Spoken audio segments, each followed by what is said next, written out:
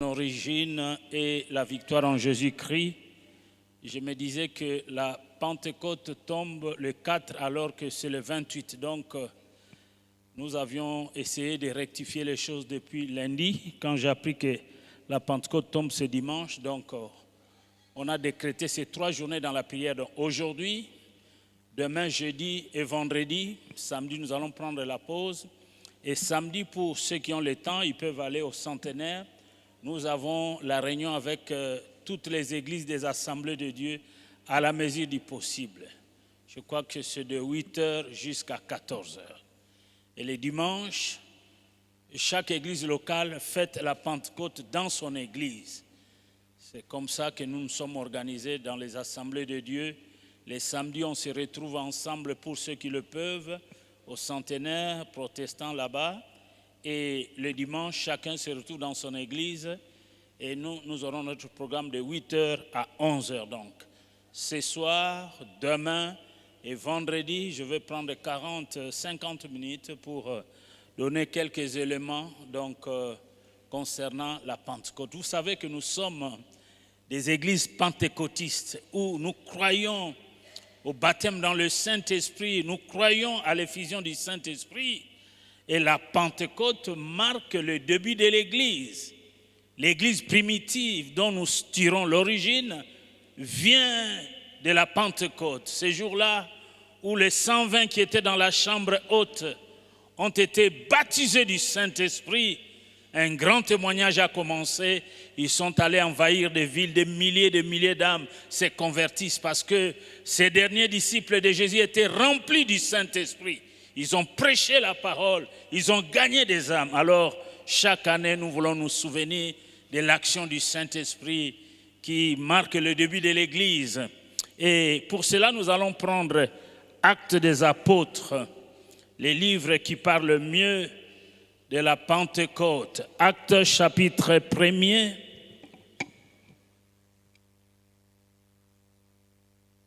Actes chapitre 1er.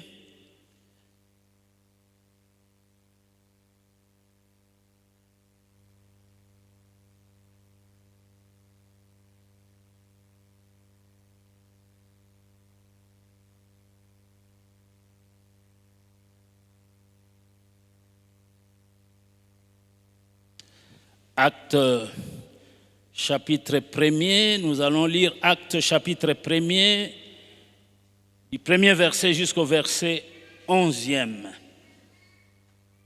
Actes chapitre 1er, 1 à 11. Théophile, j'ai parlé dans mon premier livre de tout ce que Jésus a commencé de faire et d'enseigner dès le commencement, jusqu'au jour où il fut enlevé au ciel, après avoir donné ses ordres par le Saint-Esprit aux apôtres qu'il avait choisis. Après qu'il eut souffert, il leur apparut vivant et en leur donnant plusieurs preuves, se montra à eux pendant 40 jours et parlant des choses qui concernent le royaume de Dieu. Comme il se trouvait avec eux, il leur recommanda de ne pas s'éloigner de Jérusalem, mais d'attendre ce que le Père avait promis, ce que je vous ai annoncé, leur dit-il. Car Jean a baptisé d'eau, mais vous, dans peu de jours, vous serez baptisés du Saint-Esprit. Alors les apôtres réunis lui demandèrent, Seigneur, est-ce en ce temps que tu rétabliras le royaume d'Israël? Il leur répondit, ce n'est pas à vous de connaître le temps ou le moment que le Père a fixé de sa propre autorité. Mais vous recevrez une puissance, le Saint-Esprit survenant sur vous, et vous serez mes témoins à Jérusalem, dans toute la Judée, dans la Samarie et jusqu'aux extrémités de la terre. Après avoir dit cela, il fut élevé pendant qu'ils le regardaient et une nuée les déroba à leurs yeux. Et comme ils avaient le regard fixé vers le ciel pendant qu'ils s'en allaient, voici 2 hommes vêtus de blanc leur apparurent et dirent, Hommes galiléens, pourquoi vous arrêtez-vous à regarder au ciel? C'est Jésus qui a été enlevé au ciel du milieu de vous viendra de la même manière que vous l'avez vu allant au ciel. Amen. Nous voulons parler de la résurrection à l'ascension. Le texte que nous venons de lire, Acte 1, 1 à 11, nous parle de la résurrection à l'ascension. La résurrection, nous l'avons fêtée le 9 avril, la Pâque. La Pentecôte tombe 50 jours après la Pâque. Le dimanche prochain, si vous comptez, du 9 avril jusqu'au dimanche 28, vous allez retrouver 50 jours. Pentecôte veut dire 50 jours. Après la Pâque, il y a 50 jours. Le 50e jour est appelé la Pentecôte. Donc nous partons de la résurrection, la Pâque que nous avions vue, et aller de l'ascension, et de l'ascension à la Pentecôte. Voilà l'ordre chronologique des événements selon la Bible. Amen. Le premier point, il est dit ceci. Vous serez mes témoins. Bien-aimés dans le Seigneur, le verset 8 de Actes chapitre 1er, c'est le verset clé de tous les livres des Actes des Apôtres. En fait, tout est centré sur la promesse, vous serez mes témoins. Le Seigneur demande à ses disciples de ne pas s'éloigner de Jérusalem, mais d'attendre le revêtement de puissance, d'attendre, oui, le baptême dans le Saint-Esprit pour qu'ils soient efficacement équipés pour les témoignages. Amen.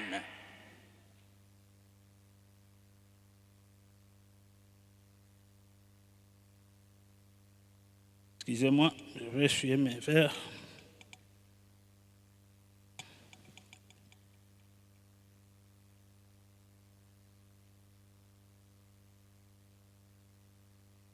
Gloire à Dieu. Vous serez mes témoins. C'est le premier point que nous voulons voir ensemble ce soir. Le deuxième point, nous l'avons intitulé « La préparation des témoins ». Vous serez mes témoins. Les témoins doivent être préparés. D'autres versions disent « arranger ». Il faut bien arranger les témoins pour que ces derniers ne témoignent pas n'importe comment, mais que ces derniers témoignent selon la volonté de Dieu. Vous serez mes témoins, la préparation des témoins. Oh, il y a beaucoup à dire là-dessus.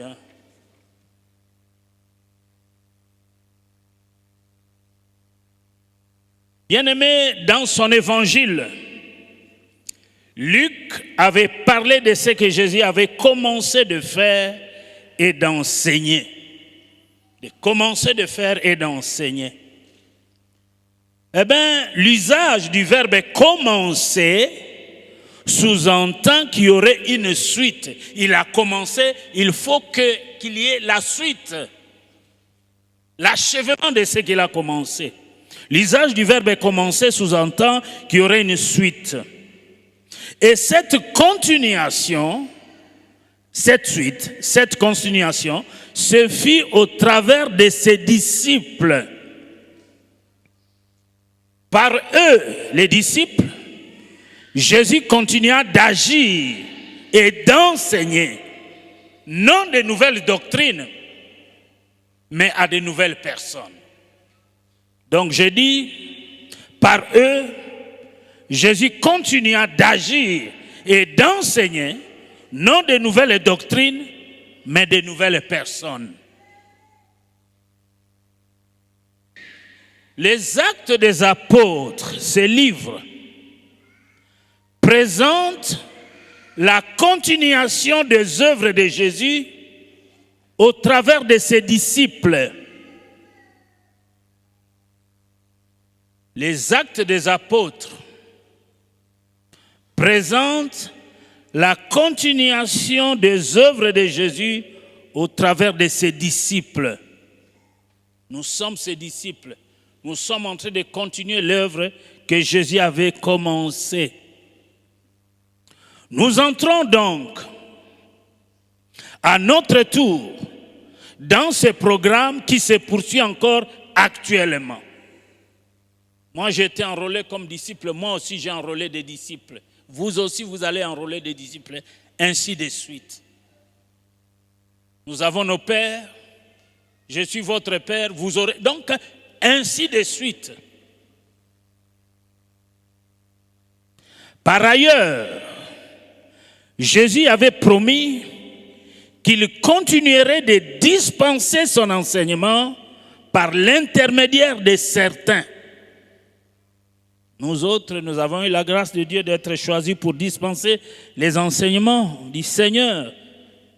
Tous ceux qui sont pasteurs, apôtres, évangéliques, docteurs, ont eu la grâce d'avoir un ministère donc pour enseigner aux autres. Donc Jésus avait promis qu'il continuerait de dispenser son enseignement par l'intermédiaire de certains. Et ces certains-là, la plupart nous ont écrit des livres. Nous avons Paul qui a beaucoup écrit. Nous avons des Pierre qui ont écrit aussi. Jacques et Actes des Apôtres.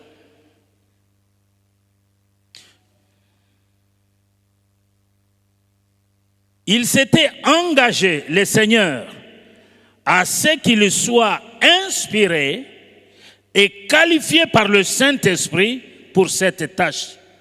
Le Seigneur s'est engagé à ce que ses disciples soient inspirés et qualifiés pour la mission qui leur sera confiée.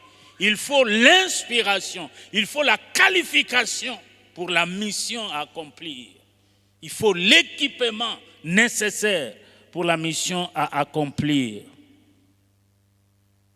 Ces auteurs, bien-aimés dans le Seigneur, nous ont laissé outre les évangiles, les autres écrits du Nouveau Testament, comme Jean chapitre 16, le verset 12 à 15, Jean chapitre 16, le verset 12 à 15, vous pouvez lire à la maison. Nous pouvons lire ça rapidement. Jean, chapitre 12, Jean 16.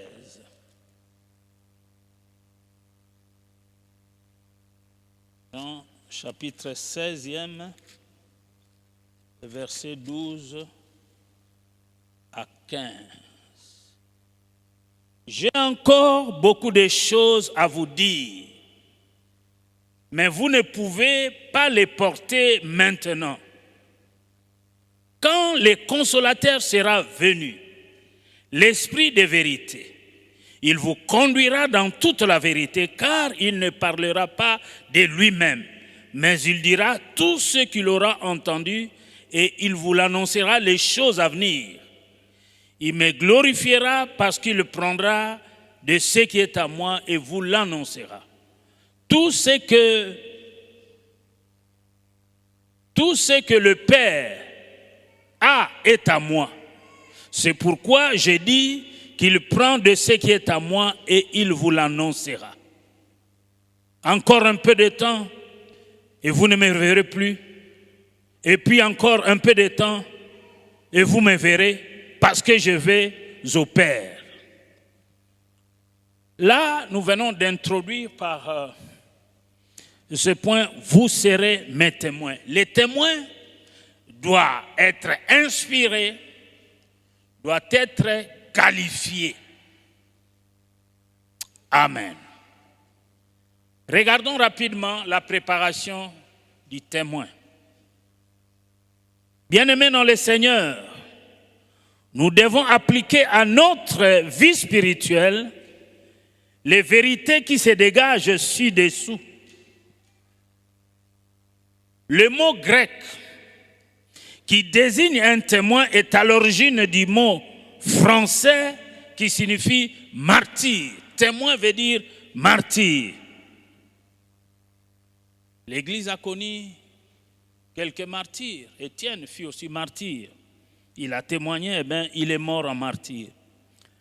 Jésus prépara ses disciples à leur future mission de la manière suivante.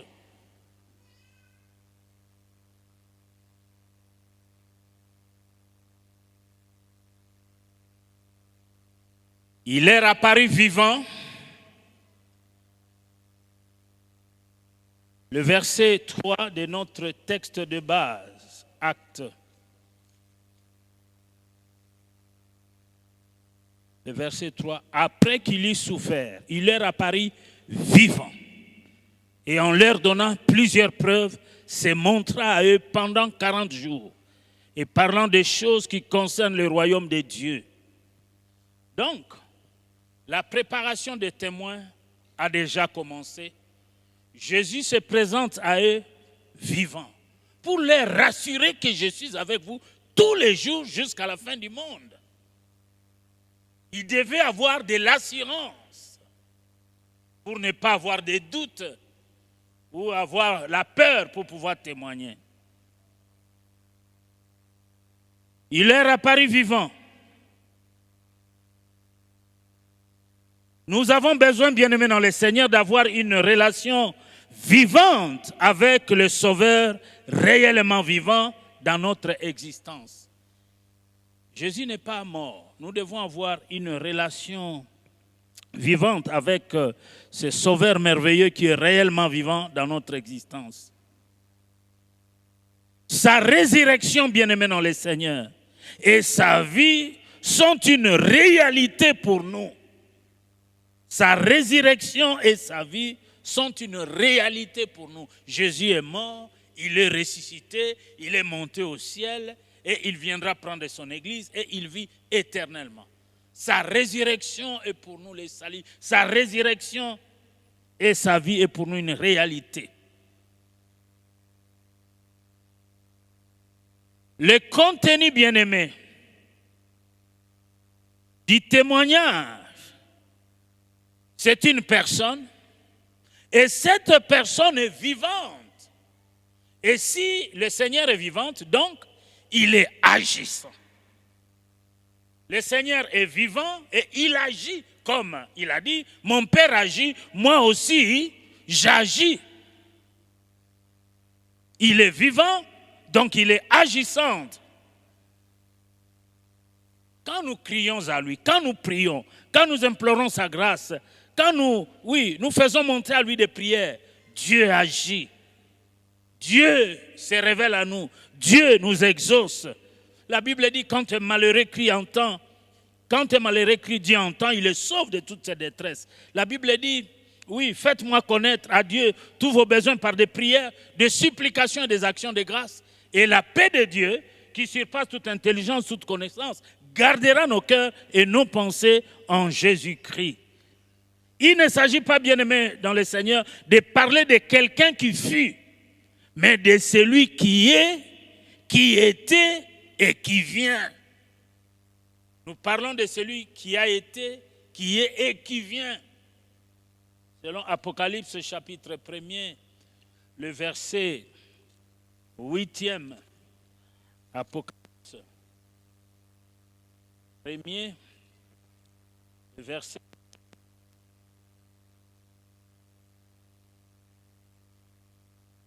Rapidement, Apocalypse chapitre 1er, 8e. Il dit ceci, je suis l'alpha et l'oméga, dit le Seigneur Dieu, celui qui est, qui était et qui vient, le Tout-Puissant. Donc notre Dieu agit parce qu'il est vivant, il est donc agissant. Il est apparu vivant. Il est libéra des doutes. Parce que vous savez, bien aimé, croire que quelqu'un qui était mort et ressuscité n'est pas une chose facile. Hein? Il y avait lieu à avoir des doutes. Donc, il est venu pour les libérer des doutes. Il voulait qu'ils aient la certitude qu'il est bel et bien ressuscité des morts. Et il va monter au ciel et il va envoyer le Saint-Esprit qu'il avait promis. Donc, il les libéra des doutes. Matthieu chapitre 28, le verset 17. Matthieu 28, le verset 17. Matthieu 28, le verset 17. Nous commençons même au verset 16. Les 11 disciples allèrent en Galilée, sur la montagne que Jésus leur avait désignée. Quand ils les virent, ils se prosternèrent devant lui. Mais quelques-uns eurent des doutes. Jésus s'étant approché, leur parlant ainsi, « Tout pouvoir m'a été donné dans le ciel et sur la terre. Et allez faire de toutes les nations les disciples, les baptisant au nom du Père, du Fils et du Saint-Esprit, et enseignez-leur à observer tout ce que je vous ai prescrit. Voici, je suis avec vous tous les jours jusqu'à la fin du monde. » Donc, la préparation des témoins, le Seigneur se présente à eux vivants pour leur certifier qu'il était mort. Il avait annoncé sa mort et qu'il est revenu à la vie. Et aussi, il devait les aider à chasser des doutes. Bien-aimés dans le Seigneur, il n'est pas possible d'affirmer une vérité si on en doute. La résurrection était un fait tellement humainement incroyable qu'il était facile d'en douter. Donc, les disciples actuels sont aussi dans la même situation. Alors que nous certifions que Jésus est ressuscité, il y a des gens qui ne croient jamais que Jésus était mort et qu'il est ressuscité. Certains disent que non, ses disciples sont venus prendre son corps. L'apparence des choses et les cours des événements de ce monde bien-aimé pourraient engendrer une tentation semblable. Et nous disons ceci.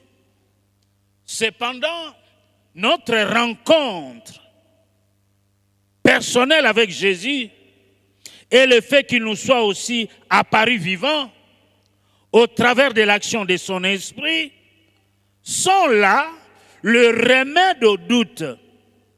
J'ai dit l'apparence des choses et les cours des événements de ce monde pourraient engendrer une tentation semblable. Cependant, notre rencontre personnelle avec Jésus et le fait qu'il nous soit aussi apparu vivant au travers de l'action de son esprit sont là le remède au doute. Le Seigneur s'est présenté à chacun d'entre nous et nous tous, nous avons chacun pour sa part une relation personnelle, une relation vivante avec Christ.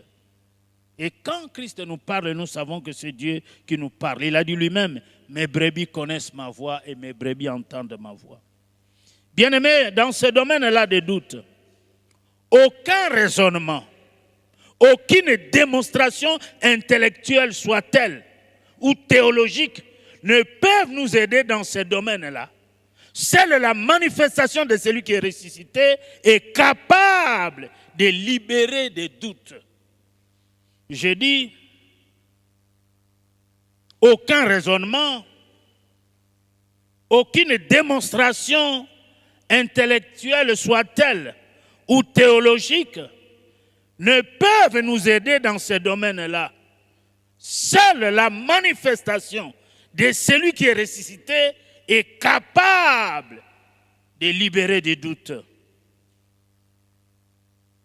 La préparation des témoins, il est apparu vivant, il les libéra des doutes, il les libéra de l'incrédulité. Marc 16, 14, de l'incrédulité. Marc 16, 14. Marc 16, Marc c'est après Matthieu. 16, 14. 16.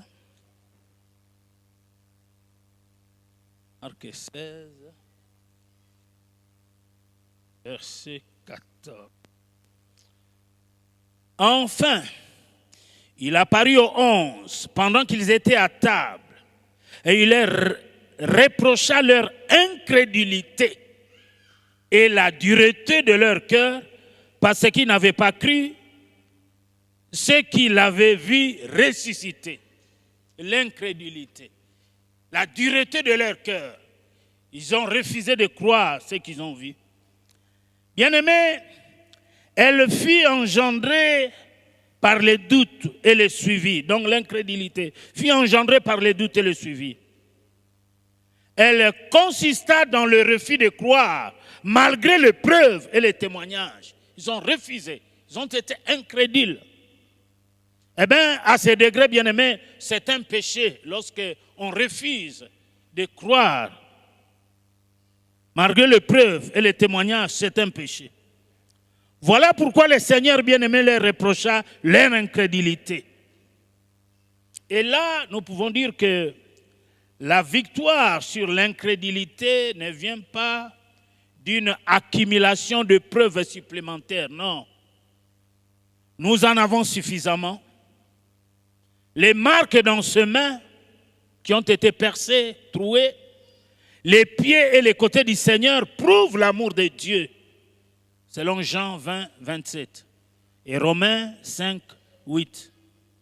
Tant d'événements bien-aimés dans le Seigneur et d'interventions prouvent aussi qu'il est vivant.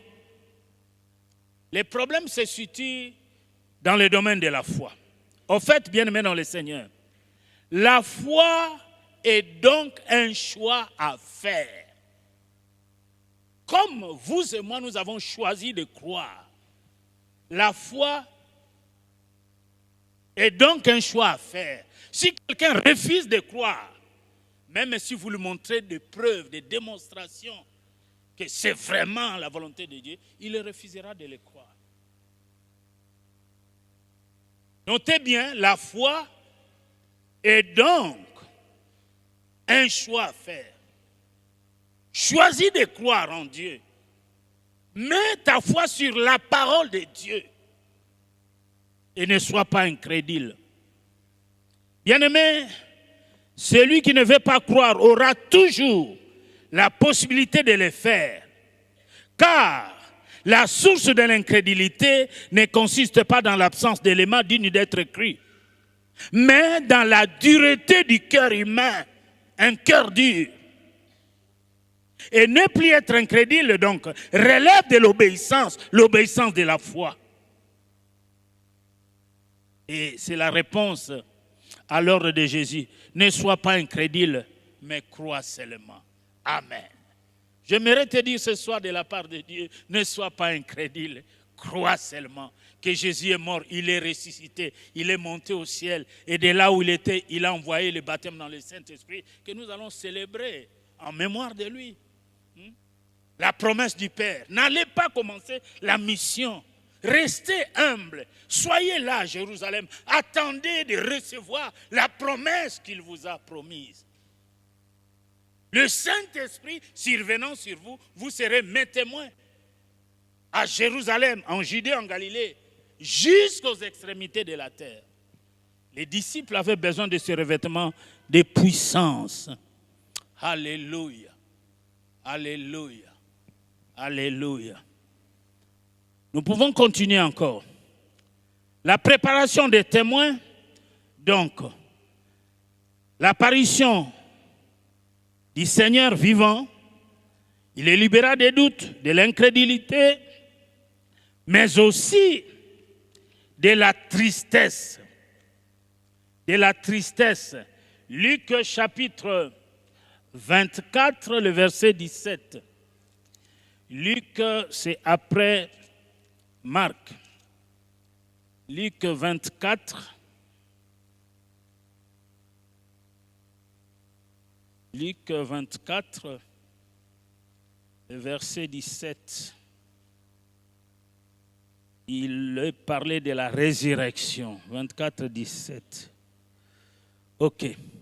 Je prends déjà le verset 13. Et voici ce même jour, des disciples allaient à un village nommé Emmaüs, éloigné de Jérusalem, de 60 stades. Et ils s'entretenaient de tout ce qui s'était passé. Pendant qu'ils parlaient et discutaient, Jésus s'approcha et fit route avec eux. Mais leurs yeux étaient empêchés de les reconnaître. Le verset 17. Il leur dit, de quoi vous entretenez-vous en marchant pour que vous soyez tout tristes?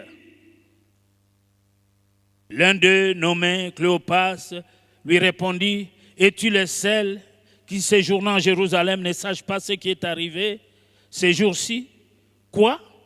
Il leur dit-il. Et il lui répondit, ce qui est arrivé au sujet de Jésus de Nazareth. Donc, le Seigneur voyait ses disciples qui allaient à Emmaüs étaient toutes tristes. Donc, les doutes firent naître l'incrédulité et celle-ci fit venir la tristesse. Les doutes firent naître l'incrédulité et celle-ci fit venir la tristesse.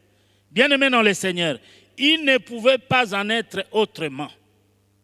La tristesse avait aveuglé les yeux des disciples. C'est le verset 16.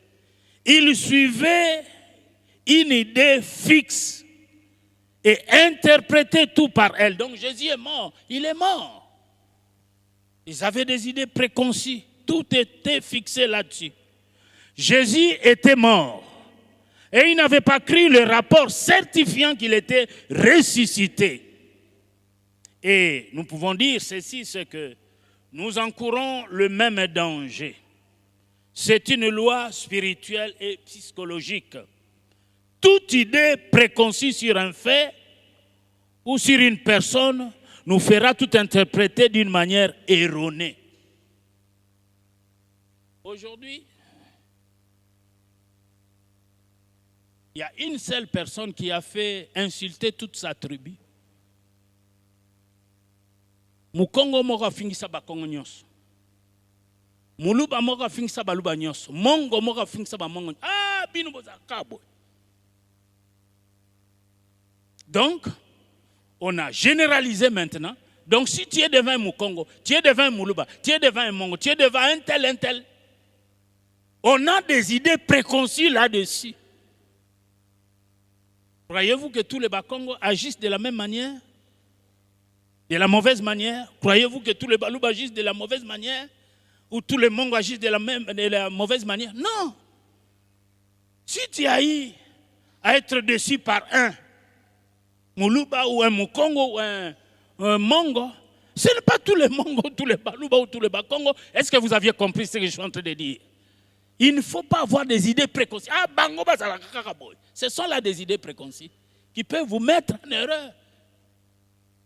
Vous êtes mariés, vous avez des enfants, les enfants vont grandir, les enfants vont se marier, vont faire les choix. Ah, attention, Bango! Eh oui, ça, ce sont des idées préconçues.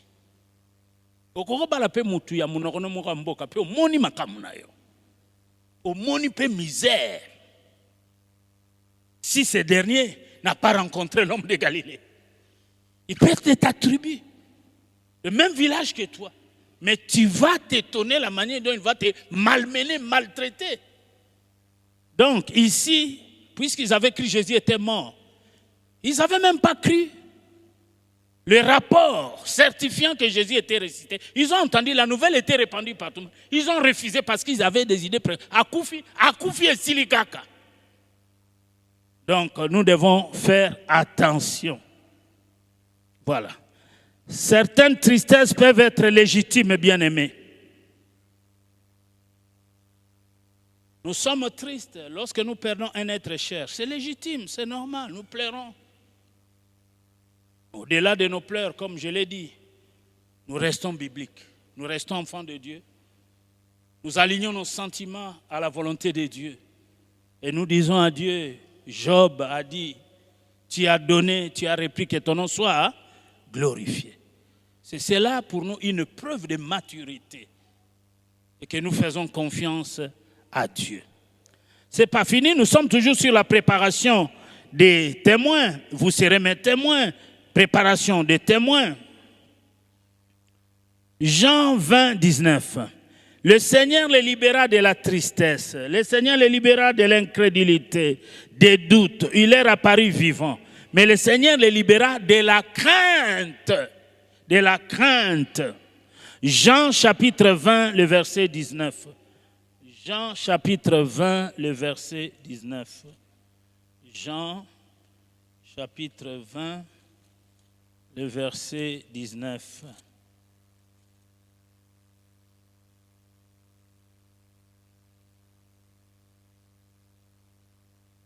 « 20, 19.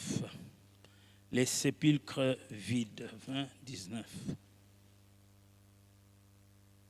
Le soir de ces jours, qui était le premier de la semaine, Les portes du lieu où se trouvaient les disciples étaient fermées à cause de la crainte qui les avait des Juifs. Jésus vint, se présenta au milieu d'eux et leur dit, la paix soit avec vous.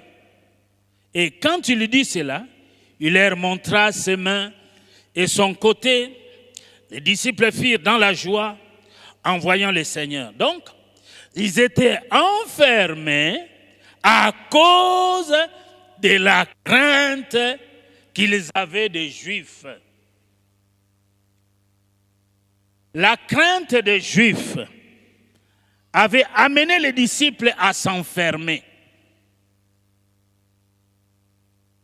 Elle s'est transformée en frayeur et en épouvante lorsque Jésus apparut.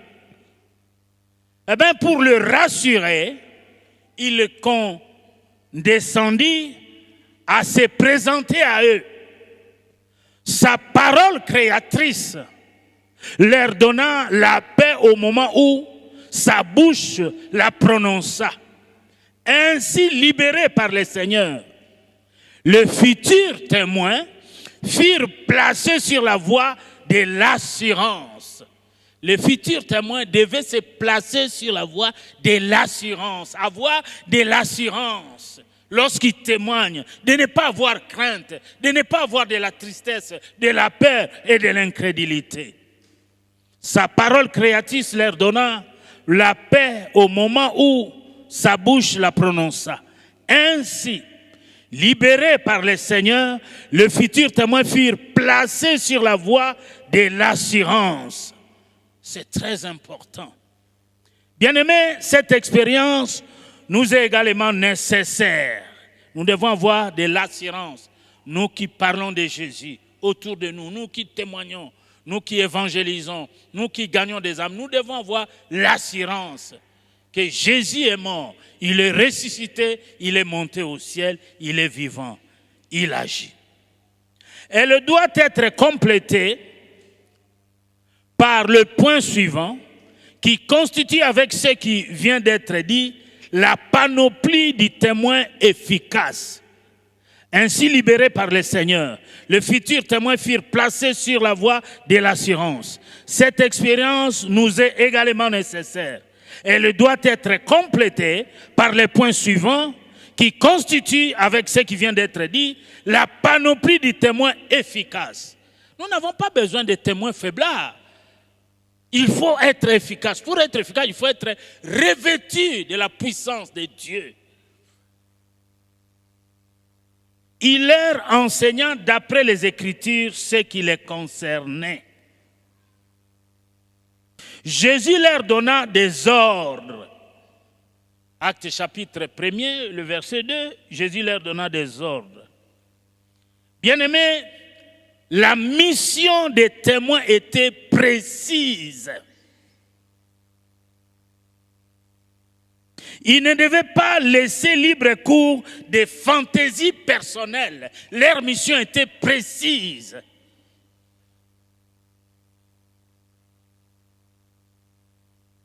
Jésus ne leur avait pas dit, allez, prenez vos vestes, vos mouchoirs, frappez sur les gens, allez souffler sur le micro. Non, ça sont des fantaisies. La mission était précise. Allez, faites de toutes les nations, de toutes les tribus, mes disciples. Donc l'homme en général, sans exception, toutes les nations.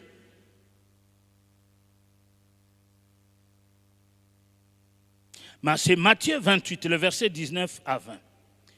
Il leur ordonna d'aller et de faire des disciples, non des sympathisants, non, des disciples, ceux qui sont prêts à suivre l'enseignement de Jésus et non des sympathisants.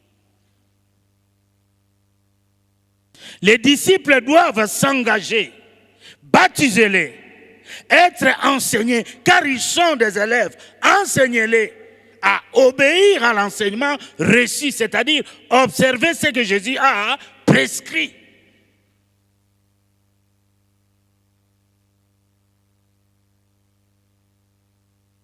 En disant enseignez-leur à observer ce que je vous ai prescrit. Le Seigneur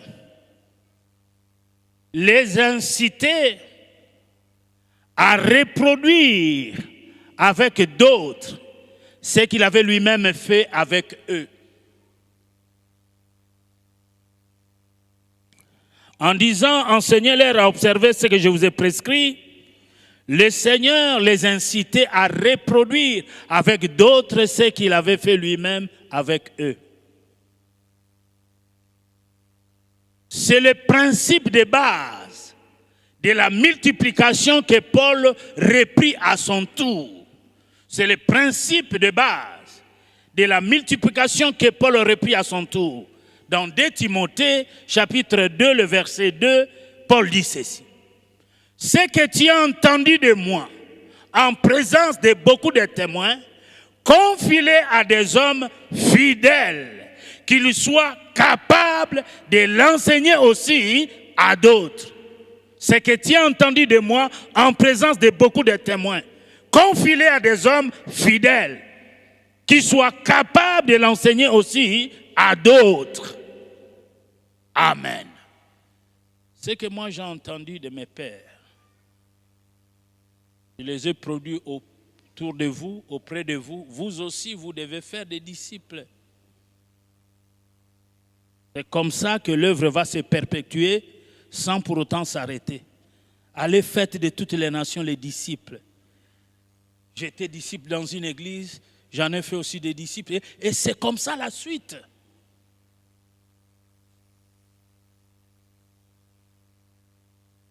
Bien-aimés, ces passages, comme les précédents, Marc 16, 15 à 18, ces passages, comme les précédents, soulignent l'importance de l'universalité de l'annonce de l'Évangile à toutes les nations, par tout le monde, dont leur était donné d'atteindre toute créature, car Dieu veut que tous les hommes soient sauvés et parviennent à la connaissance de la vérité. Dieu ne fait point exception de personne. Les témoins, vous serez mes témoins. Les témoins sont préparés. Voilà la manière dont vous allez témoigner. Suivez le modèle divin. Allez vers toutes les nations. Par tout le monde. Cet objectif, bien-aimé dans le Seigneur, demeure actuel.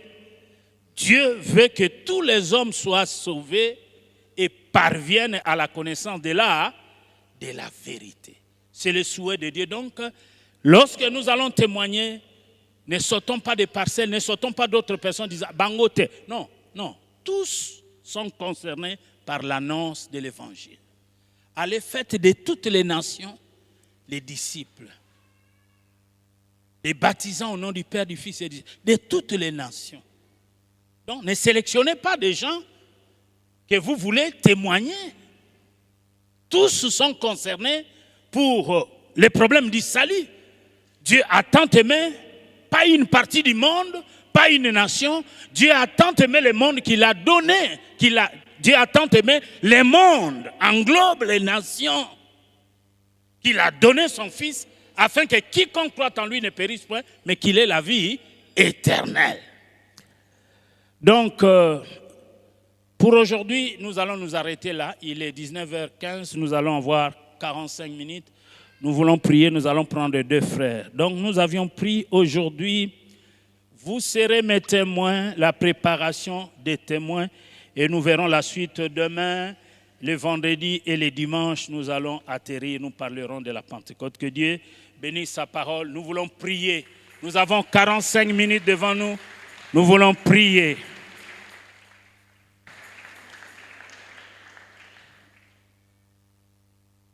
Gloire au Seigneur.